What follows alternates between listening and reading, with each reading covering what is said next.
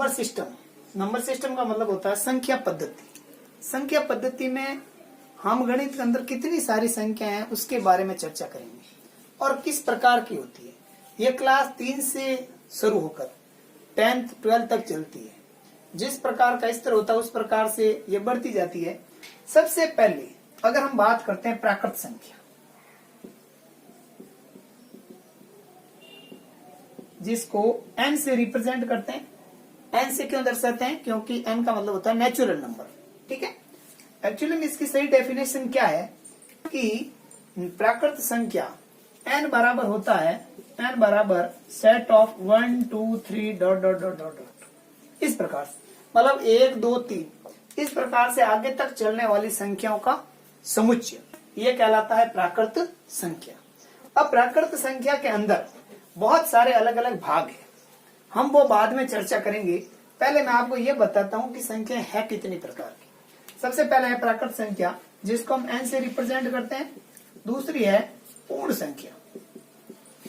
पूर्ण संख्या को इंग्लिश में होल नंबर कहते हैं, WHOLE, होल नंबर्स, इसीलिए इसको W से रिप्रेजेंट किया जाता है। और प्राकृत और पूर्ण संख्या में एकमात्र अंतर है 0 का। पूर्ण संख्याएं 0 से शुरू होती है, जबकि प्राकृत संख्या 1 से शुरू होती है। अब तीसरी संख्या है पूर्णांक। पूर्णांक को इंग्लिश में इंटीजर कहते हैं, इसीलिए इसे I से दर्शाते हैं। I है जो -3 -2 -1 0 1 2 3 इन संख्याओं का समुच्चय है। अब आप देखिए, जैसे जैसे हम आगे बढ़ रहे हैं उसी प्रकार से ये जो संख्या है इनका रूप दीर्घ होता जा रहा है। ठीक है, इसी प्रकार class 3rd 4th 5th 6th जिस प्रकार बढ़ते हैं तो उसी प्रकार ये संख्याओं का रूप भी बढ़ता जाता है। अब देखिए पूर्णांक के अंदर क्या हुआ, प्राकृत संख्या भी आ गई, पूर्ण संख्या भी आ गई और माइनस के सारे नंबर्स भी आ गए। तो अगर हम वेन आरेख के रूप में बनाएं तो देखिए सबसे पहले ये क्या था, प्राकृत संख्या। उसके बाद में ये क्या आया, पूर्णांक। और तीसरा प्राकृत संख्या, पूर्ण संख्या, और ये क्या आया, पूर्णांक। अब मेरा क्वेश्चन है वो ध्यान से सुने। मेरा क्वेश्चन ये है कि क्या सभी पूर्ण संख्याएं प्राकृत संख्या है? तो अगर मैं यस या नो की अगर बात करता हूं तो नो, क्योंकि सभी पूर्ण संख्याएं प्राकृत संख्या नहीं है, क्योंकि 0 एक ऐसी पूर्ण संख्या है जो कि प्राकृत संख्या नहीं है। अगर हम यहाँ वेन डायग्राम से बात करते हैं तो देखिए सारे नेचुरल नंबर है वो होल नंबर्स है, मतलब कि प्राकृत संख्याएं पूर्ण संख्या है, लेकिन पूर्ण संख्या प्राकृत संख्या नहीं है। उसी प्रकार जैसे मैं बात करूं कि क्या सभी पूर्ण संख्याएं पूर्णांक है, तो बिल्कुल है, सभी पूर्ण संख्याएं पूर्णांक जरूर है, लेकिन सभी पूर्णांक पूर्ण संख्या नहीं है। जैसे मैं बात करता हूं -3, तो -3 एक पूर्णांक जरूर है, लेकिन पूर्ण संख्या नहीं है, न ही क्या है, नेचुरल नंबर है, प्राकृत संख्या है। लेकिन अगर मैं बात करूं 2, तो 2 देखिए, 2 प्राकृत संख्या भी होगा, पूर्ण संख्या भी होगा और पूर्णांक भी होगा। ठीक है, अब हम अगली संख्या की बात करते हैं जो आती है क्लास 8th में। सबसे बाद है परिमेय संख्या।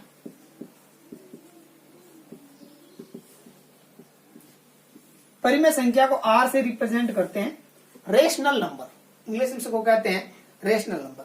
इसकी डेफिनेशन बहुत शानदार है कि ऐसी संख्याएं जिनको P/Q where Q is not equal to 0। अब ये क्यों 0 क्यों नहीं होगा, इसके बारे में अभी चर्चा करेंगे। ऐसी संख्याएं जिनको P/Q रूप में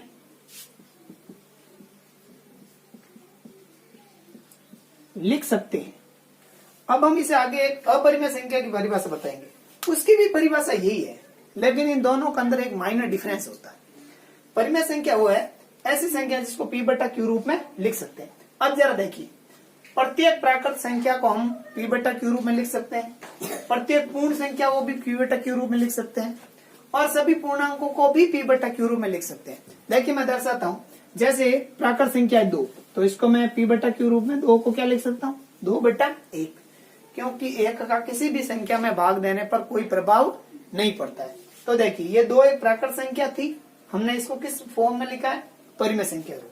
इसी प्रकार यदि 0 है तो 0 को मैं क्या लिख सकता हूँ, 0 बटे 2 या 0 बटा 1। तो ये भी कौन सा फॉर्म हुआ, p बटा q। शर्त हमारे साथ क्या है कि q क्या नहीं होना चाहिए, 0। जैसे -3 ये एक पूर्णांक है, इसको भी p बटा q रूप में लिखते हैं तो क्या हो जाएगा, -3 बटा 1। ये हो गया p बटा q रूप, ठीक है।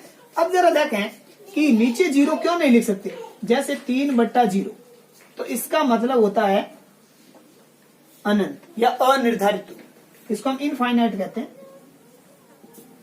Infinite value. मतलब कि 3 बटा 0 का मतलब हुआ अनंत, ठीक है। इसका स्क्रीनशॉट ले सकते हैं या लिख सकते हैं। अब हम आगे बात करेंगे परिमेय संख्या की विशेषता क्या है। परिमेय संख्या देखें कि p बटा q रूप में लिख सकते हैं, तो देखें आगे, जैसे मान लो 1 बटा 2, -3 बटा 4, 5 बटा 7। ये देखिए अब आपको पता चला कि परिमेय संख्या के अंदर n भी आ गया, नेचुरल नंबर भी आ गया, w भी आ गया, और जो इंटीजर है वो भी आ गया। ये तीनों शामिल हो गए किसके अंदर, r के अंदर, परिमेय संख्याओं के अंदर। मतलब सबसे बड़ी संख्या कौन सी हुई, परिमेय संख्या। परिमेय संख्या को हम p बटा q रूप में लिख सकते हैं। अब हम बात करते हैं अपरिमेय संख्याओं की, कि अपरिमेय संख्या क्या है। अपरिमेय संख्या की सबसे बड़ी विशेषता देखिए, जो आपको नोट करनी है। परिमेय संख्या क्या होती है कि अनावृत्ति, सॉरी, एक तो इनका शांत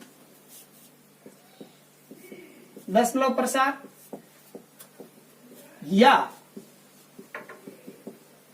अशांत आवृत्ति दशमलव प्रसार होता है। देखें, शांत दशमलव प्रसार, शांत दशमलव प्रसार का मतलब क्या हुआ, जैसे 1 बटा 2 है, हमने इसको भाग दिया तो इसका आंसर आया 0.5, अभी आगे नहीं बढ़ेगा। तो ये तो हुआ शांत दशमलव प्रसार। और अशांत दशमलव प्रसार के साथ एक बहुत इंपॉर्टेंट शब्द है आवृत्ति। इसको इंग्लिश में बोलते हैं नॉन रिक्यूरिंग एंड रिपीटिंग, ठीक है। अशांत का मतलब खत्म नहीं होने वाला, और आवृत्ति का मतलब वापस वही आए। जैसे 1 बटा 3, हमने 1 के अंदर 3 का भाग दिया तो ये अनवरत चलता रहेगा, 0.3333। इसको हम लिखते हैं 0.3 के ऊपर बार। बार का मतलब हुआ कि जो 3 का अंक है वो वापस क्या हो रहा है, रिपीट, ठीक है। तो इसको हम लिख सकते हैं 1 बटा 3। तो दो तरह की होगी, एक तो ये NWI, ये तो सारी है, ठीक है। इसके अलावा शांत दशमलव प्रसार का मैंने उदाहरण दे दिया ये, और अशांत आवृत्ति दशमलव प्रसार, अशांत आवृत्ति का ये मैंने उदाहरण दे दिया 1 बटा 3, ठीक है। अब देखिए अगली हम जो अपरिमेय संख्या लिखेंगे, इसकी भी परिभाषा परिमेय संख्या की तरह ही है। देखा जरा कि अपरिमेय संख्या की अगर बात होती है तो देखें अपरिमेय संख्याओं की भी परिभाषा यही होगी। 5वें नंबर, अपरिमेय संख्या। अपरिमेय संख्या को इरेशनल नंबर कहते हैं, IR, रेशनल का अपोजिट, इरेशनल नंबर। परिभाषा इसकी भी यही होगी, ऐसी संख्याएं जिनको p बटा q रूप में लिख सकते हैं। तो सर आप पूछेंगे सर अंतर क्या है, तो देखें अंतर क्या होती है, ये होती है अशांत अनावर्ती संख्या, यही इसकी एक विशेषता है मात्र, जो कि परिमेय संख्या को अपरिमेय से अलग करती है। देखो अशांत शब्द उसमें भी था, परिमेय में हमने लिखा था अशांत आवर्ती संख्या है, क्या लिखा था, अशांत आवर्ती, और इसमें लिखा था अशांत अनावर्ती संख्या है, नॉन रिक्यूरिंग नॉन रिपीटिंग, ठीक है। क्या होगा, नॉन रिक्यूरिंग नॉन रिपीटिंग। इसका उदाहरण अगर हम बात करें कि अपरिमेय संख्या का उदाहरण क्या है, तो अपरिमेय संख्या उदाहरण है जैसे √2, √3 और √7, और सबसे इंपॉर्टेंट पाई। क्या है ये, पाई। जिसका मान आपको पता है ये कितना होता है 22/7। हालांकि 22/7 एक अप्रोक्सीमेट वैल्यू है, ध्यान रखें ये एक पूर्ण वैल्यू नहीं है। इसलिए काफी कॉम्पिटिशन एग्जाम में ये क्वेश्चन पूछा जाता है कि पाई कौन सी संख्या है। तो पाई आपको बताना है कि पाई एक अपरिमेय संख्या है। कौन सी संख्या है? अपरिमेय संख्या। जैसे मान लो आपको दे दिया कि निम्न में से कौन सी अपरिमेय संख्या है, और ऑप्शन दे दिया a-2, बी दे दिया 0, सी दे दिया मान लो -1/2 और डी दे दिया मान लो पाई, या इसकी जगह मान लो √2 दे दे, कुछ भी। तो √2 या पाई दोनों क्या है? अपरिमेय संख्या है। ठीक है, तो ये तो हमारी कॉम्पिटिशन एग्जाम की बात हुई। अब इसके अंदर कितने टाइप्स की संख्या है उसके बारे में हम चर्चा करेंगे, जो कि बहुत इंपॉर्टेंट है। देखिए सबसे पहले हम बात करते हैं, ये अपरिमेय संख्या की बात होगी। तो जैसे मैं बता देता हूं √2 की वैल्यू क्या होगी। जैसे √2 है, इसकी वैल्यू होगी 1.1412, ऐसे आगे अलग अलग आती जाएगी। इस प्रकार जैसे √3 की वैल्यू है 1.732, फिर डॉट डॉट आगे। मतलब ये जो वैल्यू है ये रिपीट नहीं होगी, जबकि इसमें क्या लिखा हमने? अनावर्ती संख्या। अशांत मतलब खत्म भी नहीं होगी, और अनावर्ती संख्या होगी, ये होगी अपरिमेय संख्या। अब देखिए सबसे बड़ी संख्या होती है वो, जहां तक हम वास्तविक संख्याओं की बात करते हैं, सबसे बड़ी संख्या होती है वास्तविक संख्या। कौन सी होती है? वास्तविक संख्याएं। वास्तविक संख्याएं, इसको क्या कहेंगे? Real number. अब इसकी डेफिनेशन क्या है? ऐसी संख्याएं जिनको संख्या रेखा पर प्रदर्शित कर सकते हैं।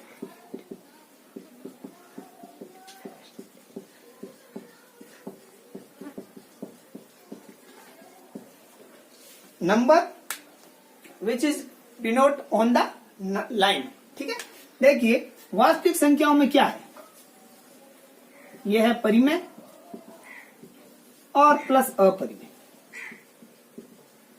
अब मैंने दो ही संख्या क्यों लिखी कि हमने जहां तक पढ़ी थी अब तक सबसे बड़ी संख्या कौन सी थी? परिमेय, और इनसे थोड़ा सा अलग पढ़ा था वो था अपरिमेय। ये सारी संख्याएं मिलकर क्या बन जाती है? वास्तविक संख्या। ठीक है, अब आपका सवाल है कि हमने जो पढ़ा था प्राकृत संख्या, पूर्ण संख्या, फिर उसके बाद हमने पढ़ा था पूर्णांक, पूर्णांक के बाद में हमने पढ़ी थी परिमेय संख्या, उसके बाद में पढ़ी थी अपरिमेय संख्या, और सबसे बड़ी है वास्तविक संख्या। 10th तक की अगर हम बात करें तो यही संख्या होती है। अगर हम 11th में बात करेंगे तो एक अलग संख्या आएगी, वो होगी सम्मिश्र संख्या। कौन सी संख्या होगी? सम्मिश्र संख्या, जिसको हम बोलते हैं कॉम्प्लेक्स नंबर। इसके अंदर क्या होता है? काल्पनिक भाग होता है। जैसे इसका मैं आपको एक उदाहरण दे देता हूं छोटा सा। जैसे √-2, यदि √ के अंदर वर्गमूल में यदि यहाँ माइनस का साइन आ जाता है तो वो ध्यान रखें एक काल्पनिक संख्या है, जिसको हम वैसे सम्मिश्र कहते हैं, और छोटे स्तर पर हम इसको काल्पनिक संख्या कह सकते हैं। कौन संख्या कह सकते हैं? काल्पनिक संख्या। अब जरा देखें कि प्राकृत संख्या के भाग क्या क्या है, और बहुत ही अच्छा क्वेश्चन है। यहाँ से खूब सारे छोटी क्लासों के या एग्जाम लेवल के हिसाब से देखा जाए तो क्वेश्चन बनते हैं। जैसे प्राकृत संख्या के भाग, तो सबसे पहले आपको पूछा जाएगा कि भाज्य और सम और विषम संख्या, सम एंड विषम। ठीक है, पहले हम बात करते हैं सम संख्या की। सम संख्या की क्या परिभाषा होगी? ऐसी संख्याएं जिसका इकाई अंक 0, 2, 4, 6 और 8 यूनिट। कौन सा अंक? इकाई। जैसे वो संख्या है 5, 3, 4, यह कौन सा अंक होता है? इकाई। यदि इकाई अंक क्या है? 4, इसका मतलब ये सम नंबर है। सम का मतलब इवन। कौन सा नंबर है? इवन। और इनके अतिरिक्त जो भी संख्या है प्राकृत, वो सारी होगी विषम। कौन सी होगी? विषम। मतलब जो सम नहीं है वो क्या हो जाएगी? विषम। प्राकृत संख्या के दो ही भाग होते हैं। प्राकृत संख्या के मुख्य तौर से दो भाग होते हैं, एक होती है सम और एक होती है विषम। एक होती है सम और एक होती है विषम। अब अलग अलग भागों की चर्चा करेंगे। तो सम तो कौन सी होगी? जिसकी इकाई अंक क्या हो? 0, 2, 4, 6 या 8 हो। और इनके अतिरिक्त जो भी संख्या आएगी उसके इकाई अंक क्या होगा 1, 3, 5, 7 तथा 9। 1, 3, 5, 7 तथा 9। इनके अतिरिक्त कोई भी प्राकृत संख्या नहीं होगी, तो इनके भाग हुए सम और विषम। ठीक है, सम तो विषम क्लियर हो गए। इकाई अंक जिसका 0, 2, 4, 6, 8 हो वो सम संख्या, और इसके अतिरिक्त जिसका इकाई अंक 1, 3, 5, 7 हो या जो सम नहीं हो वो क्या बन जाएगी विषम संख्या। ठीक है, अब बहुत अच्छी चीज आती है अभाज्य संख्या।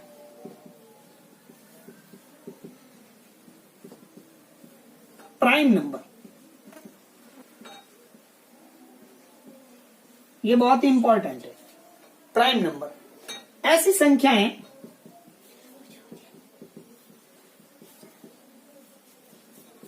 जिनमें एक तथा स्वयं के अतिरिक्त किसी भी संख्या का भाग नहीं जाता है। ठीक है, ऐसी संख्या है जिनमें एक तथा स्वयं के अतिरिक्त किसी भी संख्या का भाग नहीं जाता है। अब मैं इसके उदाहरण की बात करूंगा, और उदाहरण को ही विशेष तौर से ध्यान से देखना कि अब संख्या है क्या।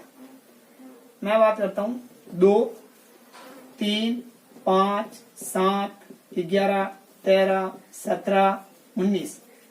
उसके बाद में 23, 29, 31, 37, 37 बाद 41, 43 और 47। 1, 2, 3, 4, 5, 6, 7, 8, 9, 10, 11, 12, 13, 14, 15।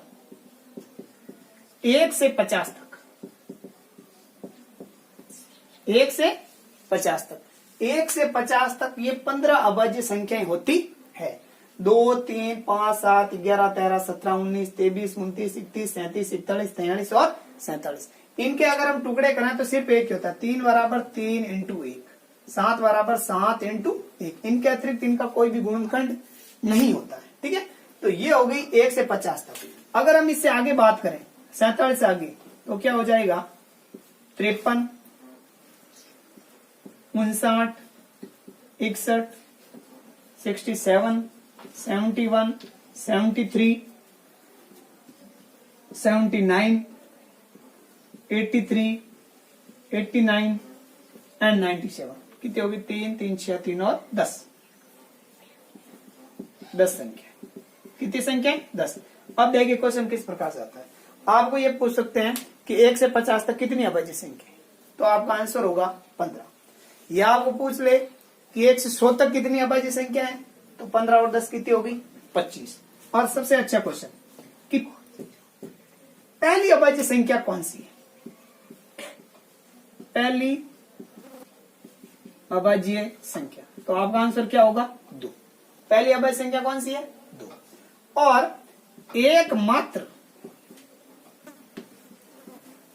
सम अभाज्य संख्या, ध्यान रखना है, एकमात्र सम अभाज्य संख्या कौन सी है 2।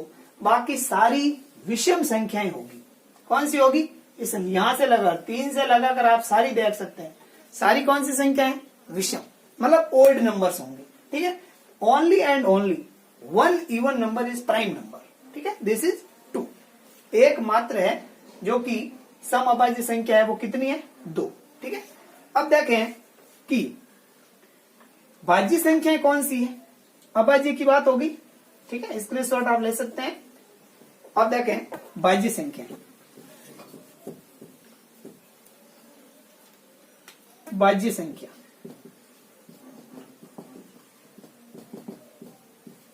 ठीक है, भाज्य संख्या का मतलब होता है ऐसी संख्या जिसके अंदर खुद के अलावा भी दूसरी संख्या का भाग जाता हो। पहली भाज्य संख्या, पहली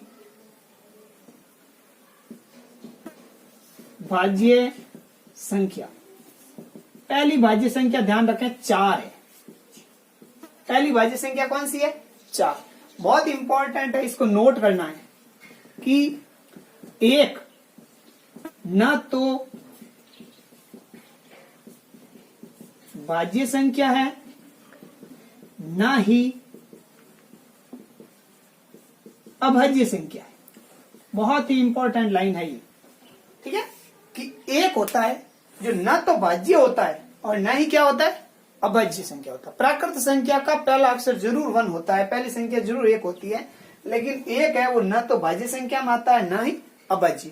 पहली अगर हम अभाज्य संख्या की बात करते हैं तो कौन सा होता है, 2, और पहली भाज्य संख्या की बात करते हैं तो कौन सा होता है, 4। ठीक है, इस प्रकार से ये जो नंबर सिस्टम है इसकी मैंने सारी संख्याएं तथा उनका आपस में क्या संबंध होता है ये मैंने आपको समझाया।